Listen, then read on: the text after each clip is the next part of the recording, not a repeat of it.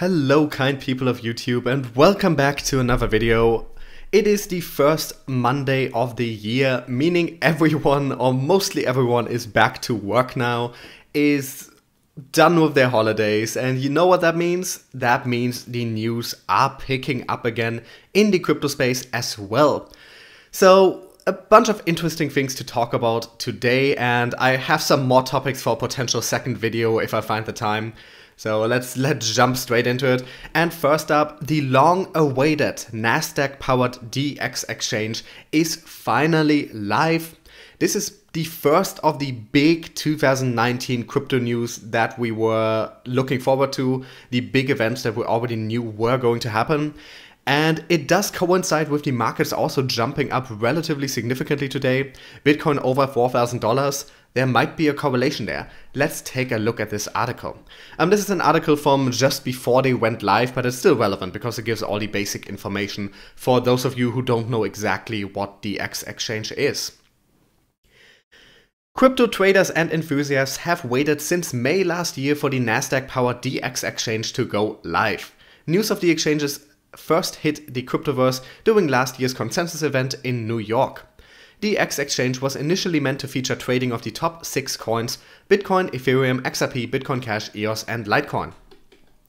However, a January 3rd report by Bloomberg informed the crypto and investor communities that DX exchange will also allow users to trade shares belonging to companies such as Apple, Facebook, Tesla, Microsoft, Amazon, Netflix, Descartes System Group, Baidu, Intel and Nvidia. Each unit of the digital security token will be backed by regular shares of the company on a 1-to-1 ratio. Such an arrangement will be similar to buying stocks through other large traditional platforms such as TD Ameritrade. The difference this time around will be that stocks will be represented by tokens on the Ethereum blockchain. So keep that in mind here, all of this is tokenized on Ethereum. It is with this background that the team at DX Exchange announced via Twitter that the exchange will be going live today, January 7th, 2019. The tweet did not give an exact time for the launch, and here's the tweet: less than 24 hours to go until you can exchange your way with DX Exchange. Exchange your way, their slogan. We can't wait, see you tomorrow. The new exchange that holds operating licenses with the Estonian Financial Intelligence Unit will pair all the aforementioned 6 major cryptocurrencies with the US dollar, the euro and Japanese yen. So another interesting thing here, those 6 major cryptocurrencies all have multiple fiat pairings out of the box from the beginning. Bitcoin and Ethereum will also be the base currencies paired with Litecoin, XRP, Enigma, Omisego, Cardano, Dash, Share Token and Digibyte. DX Exchange has a monthly membership fee rather than charging fees on each trade. For $20 per month, traders can trade a monthly trade volume worth $50,000. The $20 is reduced to $10 when paid with the native currency of the exchange, DZ Cash. Any trade volume above the $50,000 monthly limit will be discounted if DX Cash is used to pay for trading fees and according to the following tiers. So, these fees are very interesting because, of course, most exchanges charge a trading fee, and this is a monthly flat fee instead. Not completely flat because there are different tiers, but the interesting thing here is that these sums, this can either be a ridiculously low fee if you really use up that volume. For day traders, this is pretty much ideal because once you've paid that fee, you can day trade back and forth even for the smallest percentage differences and make profits because you don't have to worry about fees. So very, very interesting here. Of course, once you do more than that, fees do seem to return. Those fees relatively normal and of course can get absolutely tiny if you have a high volume. And then the article finishes by saying that it did finally go live at 2:30 UTC. And that's already the end of this article. But this is of course huge because it is backed by Nasdaq, but also because it is a platform that A, tokenizes everything on Ethereum, and B, also offers traditional stocks. So this is very much a union between a stock exchange and a crypto exchange of the type we don't really see. I don't know if we've actually seen that anywhere yet. So it's very, very interesting. And they are obviously aiming for day traders here with how their fees are set up, with their monthly fee instead of the trade fees. It remains to be seen how well this is received, but it's definitely very promising for the market as a whole and should be good for at least the 6 major cryptocurrencies that have fiat pairings on here. But as we've seen, quite a few others are also available from the onset, including stuff like Omise. So a lot of the major interesting crypto projects are represented on this exchange, and we will almost certainly get more in the future. Very interesting, very big for the crypto world, because this is affiliated. If you're just in the crypto world, you might not realize just how big having this be powered by Nasdaq is. That gives such incredible legitimacy to this exchange by association for traditional investors, for institutional investors, and also for retail investors with a lot of money. They see Nasdaq and they trust. They trust this exchange. And that is something that is really lacking in the crypto space for a lot of people. A lot of people do not feel they can trust a lot of the companies, a lot of the exchanges, a lot of the projects in the crypto space. So having this association with the Nasdaq, or in the case of Bakkt, which is likely launching next month, there is the association with ICE and with the New York Stock Exchange. Those give such legitimacy and security and such a good image to these places that a lot of investors are a lot more likely to invest in crypto in general because these are available now. Let's continue talking about exchanges for a moment, because BitTrue added yet more XRP base pairs. They already have like 20 of them, but they just put 4 more on top of that. The team at BitTrue Crypto Exchange have announced that they will be adding 4 more trading pairs with XRP as the base. The digital assets that will now be paired with XRP are District.OX, PanDX, Proppy, and HOT. I have to honestly admit I have never heard about Proppy and HOT before. The tweet making the announcement can be found below, and this is the tweet. This announcement comes less than a week after BitTrue listed XRP base pairs with Tron, Stellar, Neo, Gas, and Omise. Prior to the 5 pairs above, XRP had already been paired with, and this is just a long list of like 20 different tokens, so I'm not going to read them out. The team at BitTrue also promised to pair XRP with Cardano and VeChain 4 in the near future. So this is a relatively big exchange. I believe it's a top 40 exchange by volume, though of course you can't fully go by volume because a lot of volume is faked, so it's impossible to know exactly. But BitTrue is a pretty big exchange, and they've been very, very strong in their support of XRP. Now XRP is the base pair for well over 20 cryptocurrencies on their platform. If you just want to trade everything with XRP as the basis on BitTrue, you can essentially do it. This comes just days after, less than 2 weeks after Binance added XRP base pairs, and just a week ago BitTrue also added more XRP base pairs. I think right now we can pretty much expect 2019 to become the year of the XRP base pairs. Because ever since Christmas, we've gotten news of more base pairs on major exchanges pretty much every couple days. I've been talking about this for a while.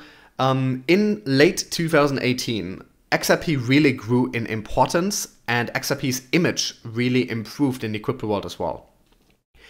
And we are starting to see the results of that. Even the fast-moving crypto world can't react to everything within days, and it takes weeks or months to really see effects of stuff like this.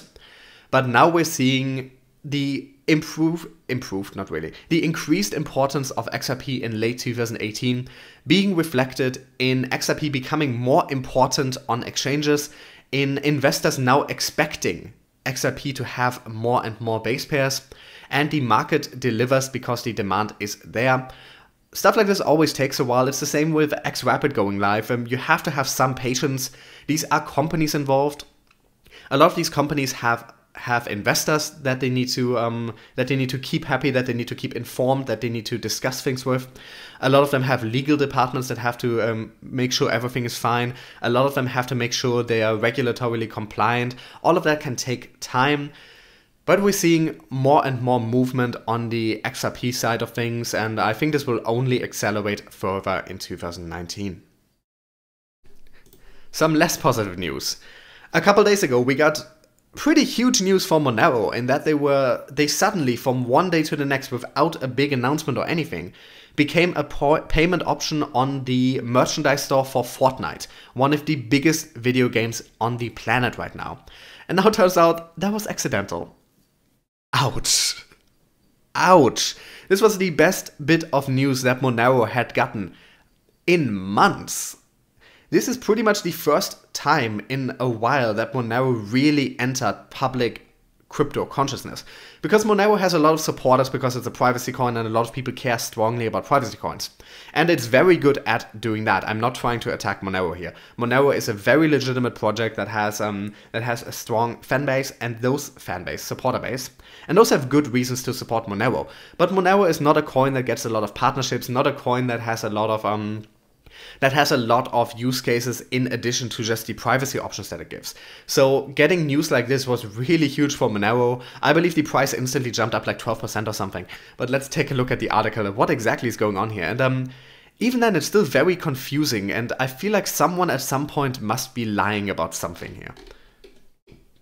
Temporary volatility hit Monero over the weekend after a gaming company chief said it accidentally began accepting the privacy-focused altcoin. Epic Games, which developed the popular video game Fortnite, had opened an official merchandise store retail row in December. According to Epic CEO Tim Sweeney, Monero had entered the store's suite of payment options somewhere along the way, but was unintentional, with staff subsequently removing it over the weekend. "We worked with a partner to open a merchandise store, and somewhere along the way Monero payment was enabled," he wrote on Twitter on Saturday. "Many of us at Epic are big fans of the decentralized computing tech underlying cryptocurrency. However, a lot more work is needed on volatility and fraud proofing before bringing it to such a broad audience that includes younger gamers." Monero fans and executives in the form of developer Riccardo Spagni had keenly welcomed the news, the latter suggesting Epic had declined to offer Bitcoin payments due to the cryptocurrency's comparative lack of privacy. Rumors had further claimed Epic had partnered with cryptocurrency payment processor Globy on the Monero deal, something Sweeney also denied. And his quote, "There's quite a rumor mill out there." No, Epic doesn't have any cryptocurrency partners and aren't in any crypto partnership discussions with anyone. Monero against US dollar had gained over 10% on news of the acceptance, with the U-turn erasing some of its gains, according to data from CoinMarketCap. So this obviously painful and slightly embarrassing, though none of this is Monero's fault, obviously. But I'm just sitting here wondering, how do you start accepting a cryptocurrency on your store accidentally? Like, I mean, surely there can have been some amount of miscommunication because they hired an outside company to develop the store, from what I can tell. But at some point, you don't just accidentally add this to the list of things you accept. So at some point there must have been some kind of discussion about accepting cryptocurrency, and I assume Monero in particular was floated as an option. To me here it sounds like this was considered, and then Epic decided they don't want to yet do that, but they want to have that option for the future. Because you have to keep in mind, this was programmed in, this was approved by the company making the store. It might have been a mistake on Epic's behalf that Epic did not want this, but the company making the store clearly put work into specifically including this in their store and making this go live. Because this didn't just appear on their website as like a future possibility. This was live. This was fully integrated. So a very confusing situation here. And I would very much like to know more about how this situation happened, where this went wrong. Maybe there was a rogue employee who turned this on purpose to push them into accepting it. But it's just a very weird, unusual, confusing situation. And I would really like to understand more of what has been happening here. Because Epic are a pretty big company. And they've been rather professional as far as I remember in the recent past, with everything surrounding their game and with public relations, with all that stuff. So I can't see them being at fault for this. So I do buy that this is a mistake done by the company that opened the retail store, the merchandise store. But still, something here just strikes me as off. And I can't put my finger on what exactly it is, but something here is off. Something is weird. Maybe they're planning to introduce this in a couple months. Maybe they're waiting for more regulatory approval. Maybe they're waiting for the markets to calm down a bit. But someone at some point wanted to accept crypto. Someone at some point said no, and somehow this was fully integrated and made live on the website. So just a lot of unusual, weird things happening here. It's just very confusing. But this won't be the last confusing situation we talk about today, so we have one more coming up here. And this is about a potential scam. So I want to be very careful here that I'm not implicating anything, because I'm not really implicating, but that I'm not outright accusing anyone of anything here. Because if you've been watching my channel for a while, you know that I like to I think the best stance to take about situations where not all the information are in yet is to give them the most charitable reading for everyone involved. Because chances are, most of the time, there are better explanations than someone was being evil or someone was trying to scam someone. Most of the time. There are legitimate outright scams, and there are a lot of them in the crypto world, but I always, at least in the beginning, give people the benefit of the doubt.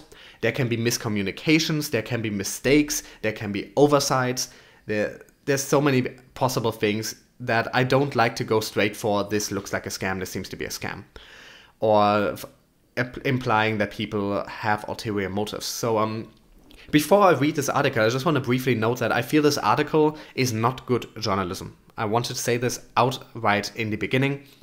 This article editorializes way too much, and way too much of the author's opinion comes into this article. And keep in mind here, if this was declared as an opinion piece or as an op-ed, as an essay, then that would be fine. But this is classified as news here. So there's a lot of speculating, a lot of loaded language, and a clear bias in this article that I don't think should be there in journalism, especially journalism on one of the more professional and well-respected crypto pages, and especially about such a potentially potentially important issue here, because this could be fraud, but this could also be something very unfortunate happening to this company. So let's take a look here at what actually happened. A Bitcoin exchange in Singapore reported on January 3rd that on New Year's Day their data center experienced a fire. Fears of an exit scam began to mount. According to them, this fire results in 7% of users losing access to their accounts. The events coincided with the first annual Proof of Keys event, ByteBTC wrote on January 3rd. On January 1st, 2019, a fire occurred in the data center where the exchange servers are located, as a result of which part of the data on the main and backup servers was destroyed. All crypto coin wallets are safe, but we need time to restore the balance sheets and trading history of about 7% of traders from earlier backups. We ask to fill in the form to the support service with the indication of your recent transactions and operations with wallets. We apologize and ask to treat the situation with understanding. They provided no further evidence of this data center fire. Evidence might have included a local news report, a police report, anything. They simply asked the users to be patient and trust them. Too many traders have seen this sort of thing before. This is where the article starts going a bit off the rails, because okay, I have my point of criticism here, and that is that they waited too full, just assuming for now that this fire did occur. That word is always tripping me over. Assuming for a moment that this fire did happen. They waited 2 full days to tell people about it. That is a problem. So I'm not here to defend this exchange here. I'm here to give a charitable reading, but not to defend them when they definitely messed up. And waiting 2 days between an alleged fire in your data center that destroyed some of your data and that made people lose access to their wallets for some time, that is unacceptable. But then this article here claims that, or rather implies that one would expect more proof to be posted. And usually this is a press release. You don't, usually the first thought people have with something like this isn't, oh my god, they must be faking this. And why don't we get more proof?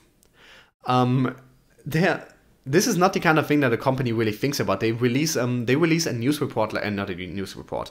They release a press release like this, and they don't assume that people will accuse them of lying. That is not the first thing someone thinks of. So them not providing a police report or a news report. First of all, news reports might not exist.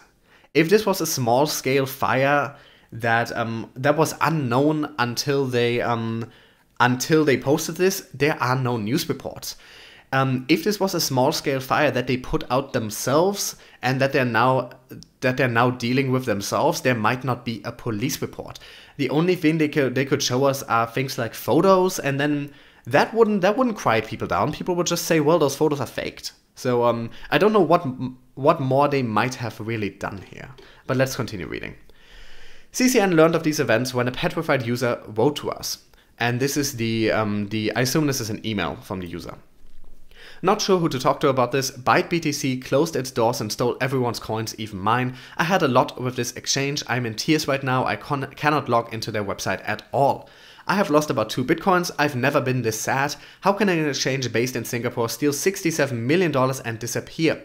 I filled out the For Money contact us page as requested in their latest news update with the fire. I sent that January 3rd after visiting their website that day when I tried to sign in and realized the system continuously said I did not have an account on there. That's when I knew. I clicked news on their header section and seen the latest news of the fire that apparently took place. I have not heard from them yet and I do not think I will. This is not fair at all. Now, first of all, I completely sympathize with this person being scared and angry. Because in the first place, nothing like this should happen. What I'm not so sure about is I think he closed its doors and stole everyone's coins. That is not proven yet. I'm very careful about stuff like that, about making accusations like that.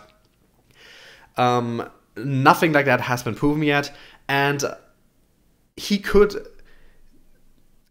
be part of the 7% whose account data was lost that they're currently trying to restore. Now, that should never happen. That is a massive problem, but that does not necessarily mean that they closed down, stole everyone's money. Like I said, I sympathize completely with this person, with how devastated and angry and sad and scared they must be right now. But I think they might be taking this to the worst possible place without really having the proof for any of that. Because one person's experience, like they said here, 7% hit, that would be a lot of users. So just a few people saying I can't get onto my accounts is not any proof that this exchange is lying quite yet. And then this goes further. Here the article goes completely off the rails because there's no evidence of this, but let's continue. This user is just one of many. The exchange launched in January of 2018. At time of writing, it is ranked 35th in the world by volume. However, increasing reports and evidence illustrate that reported volumes may not be trustworthy. Several users on Twitter have been complaining about the outrage. And here more than 24 hours didn't get answers and mail support. What should I do? My account is missing. I can't access my account. I'm still unable to log in. And then the last one, I will sue the legal authorities in Singapore. It's been 5 days since our account and assets have been blocked. You are a scam. He should probably not try to sue over this because as it stands right now, like I said, none of this is proven. Now, the article goes on to try and present this as potentially 100% of them being unavailable. Once again, that is possible. It is entirely possible that they're pulling a scam here, but we do not have the kind of evidence for that yet. And a handful of tweets are not evidence of something like that. Even if the majority of the tweets they're getting right now are angry tweets like this, that doesn't prove anything. Because who is going to go to their tweets and respond? Is it going to be the people whose accounts are perfectly fine? Or is it going to be the people who are angry, who are scared, who think they have lost all their money, commenting under them to complain? Obviously, it's going to be those people. As soon as we received word of these events, CCN wrote to the exchange. We wanted to know when the 7% of users could expect to have access to their accounts restored.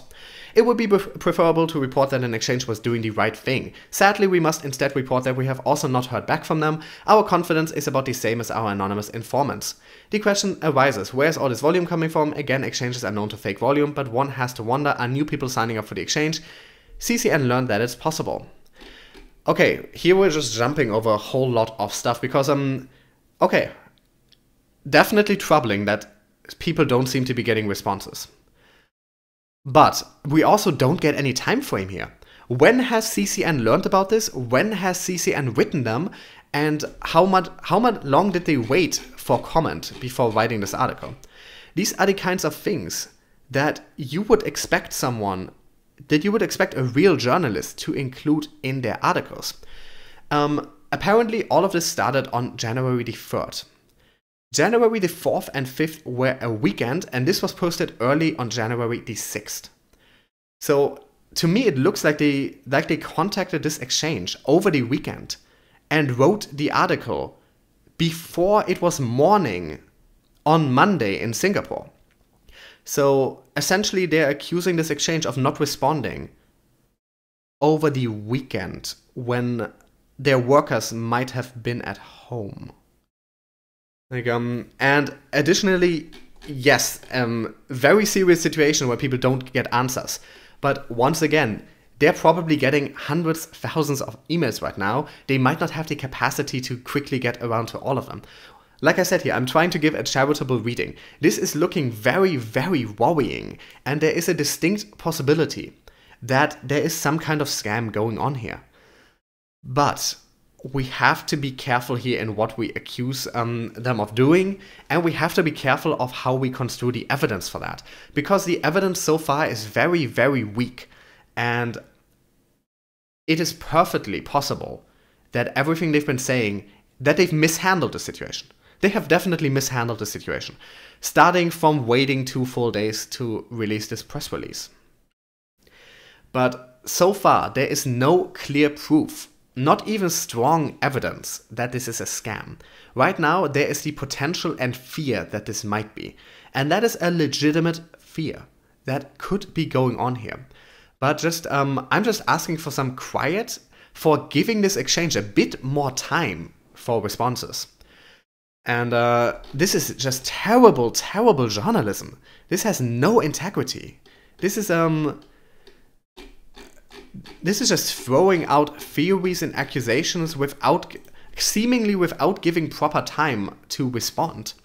Like, you always, no exception, give a company at least 1 full working day. Not weekends, 1 full working day to respond to press inquiries like this before you release a very negative article about them. That at least 1 day. Most journalists give multiple days or even a full week, because these things are serious.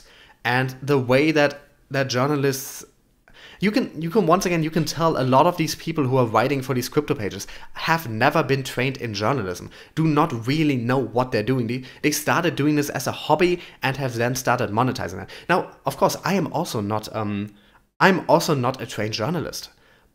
But keep in mind here, I'm also not claiming to be one. I'm here as a commentator. I'm here to give my opinions and when I give you guys news, that is only in as far as I'm getting them from news pages like CCN. So I'm here to criticize also the media. Also, is there even an author for this named? Okay, an author is named, but only the last name and no first name. All it's saying here is that Paul Mador. But it's just, what are the comments here? But yeah, ultimately you can never fully trust an exchange, and it is possible that this is a scam. Now, I don't expect it to be, because it seems that this exchange was legally compliant and properly registered in Singapore. And Singapore, for all the freedoms it gives to investors, all the many ways you can make good money in Singapore, they tend to be pretty strict on the regulations that they do have. And when fraud happens, especially at a massive scale like this potentially, they don't let people get away from that easily. So I find it hard to believe that this was an outright scam, but it does smell fishy.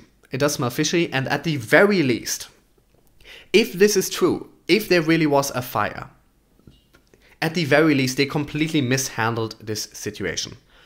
But before you go out and accuse them of being a scam, and like I said repeatedly, that is definitely an option and a possibility here with these circumstances. But we simply do not have the kind of clear evidence or proof for that yet. So don't get too inflamed too quickly. What I want to ask here is just, let's give them a few more days to properly respond to allegations.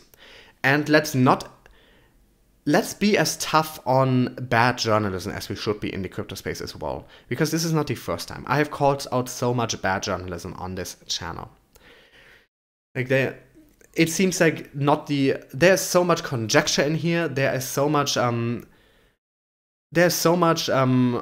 so many of these arguments are clearly coming from an accusory position and not from one where the other side is being considered fairly. And some of them even have leaps in logic, like the not an odd declaration, but the implication that because there are a lot of tweets from scared people who are legitimately scared and who have every right to be scared and angry, that they can't access their accounts, to use that somehow as evidence for the implication that all the accounts might be gone. We don't really have that kind of evidence yet. We don't have it. So I'm not saying this is not a scam. I'm saying we do not have that kind of proof yet.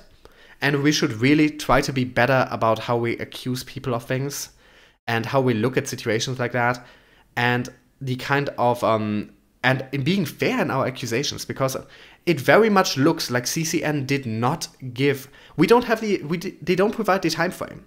Usually, for an investigative article like this, making accusations and implying that something is a scam, you would get a lot more information about what exactly the journalist did, which date they contacted them on, all of this stuff. We don't even know which day CCN became aware of this issue, because they only became aware of this email, but there's no mention of when this email was sent. Was it on the 3rd? Was it on the 4th? Was it on the 5th? Was it on the 6th? Did they get this mail? Did they email the exchange and then a couple hours later they wrote this article? That's possible. So, this is very, very worrying, and this might be a scam. Just careful in your accusations and in being fair with your accusations, and I really don't like to see bad journalism like this. Because you could have written an article about all the fears people have, pointing out that this is going on, about how this has been mishandled, how this is a potential scam, how some of these things don't seem to add up, how there seem to be a lot of people, possibly more than the 7% imply, hit by this. But this article just goes so many steps too far and doesn't have the kind of fairness and integrity and really close attention to detail that I would expect of journalism. And it's very sad that this is on one of the major crypto pages, on one of the most trusted crypto pages. And with that, sorry for the long rant. I just If you've been watching the channel for a while, you know how much I care about stuff like this, about good journalism, about fair journalism, about not making accusations that you can't back against anyone. I'm not a fan of conspiracy theories. I'm not a fan of not giving people the benefit of the doubt. I'm not a fan of making the worst assumptions when there are very much less bad possibilities that might explain these things. So this could very well turn out to be a scam, but I'm not willing to go that far yet. And I don't think any of us should be at this point. Now, does this look like some previous scams have? Yes. Do we have any clear... Do we have worrying details? Yes. Do we have clear proof that this is a scam? No. So until we get that, and until we have had more time for ByteBTC to respond to these allegations properly, until journalists give them enough time to actually provide proper responses, we don't know much, and I'm very disappointed in crypto journalism. Thanks for watching. Links to the articles in the description. Description also has my Twitter and my Facebook link, as well as ways to support the channel. Those are monetary ways. If you don't want to or can't give me any money, that is perfectly fine. I would appreciate if you left a like, left a comment, subscribe to me if you haven't already. I'll be back with another video either later today or tomorrow. Thanks for watching.